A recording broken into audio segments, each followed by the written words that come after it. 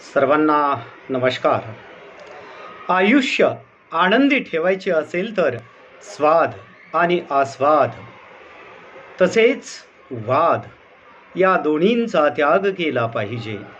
स्वाद सोडला तर शरीराला फायदा होतो आणि वाद सोडला तर संबंधाला फायदा होतो. खिशातील रक्कम बुद्धिमत्तेवर खर्च होत असेल तर ते धन चोरले जाऊ शकत नाही. ज्ञानासाठी केलेली गुंतवणूक ही नेहमीच चांगली परतावा देत असते. माणसाचे यश हे कोणाच्या आधारावर नसते तर ते चांगल्या विचारावर असते.